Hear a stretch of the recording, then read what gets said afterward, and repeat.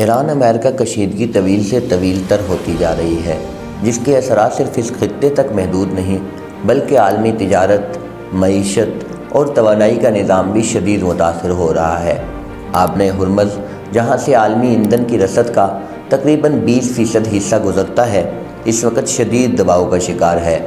Writers اور international energy agency کے مطابق حالیہ کشیدگی کے باعث بحری ٹریفک شدید متاثر ہوئی ہے، جس کے اثرات براہ راست توانائی اور تیل کی قیمتوں پر پڑ رہے ہیں، جبکہ بین الاقوامی قوانین کے تحت آبِ ہرمز ایک عالمی گزرگاہ ہے جہاں سے تمام ممالک کو گزرنے کا آزادانہ حق حاصل ہے۔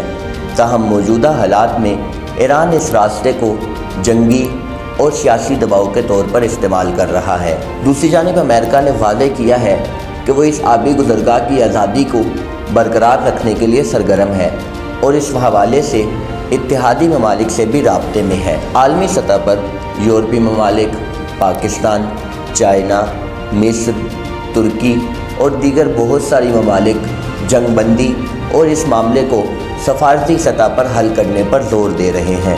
عالمی سطح پر ایندھن کی قیمتوں میں اضافے کی وجہ سے پاکستان میں بھی پٹرول اور ڈیزل کی قیمتوں میں بہت زیادہ اضافہ کیا گیا، جس کے بعد پٹرول کی قیمت 458 روپے فی لیٹر تک جا پہنچی۔ تاہم حکومت پاکستان نے اضافہ کرنے کے بعد پٹرول کی قیمت میں 80 روپے کمی کی، جس کے بعد پٹرول کی قیمت 378 روپے فی لیٹر تک جا پہنچی۔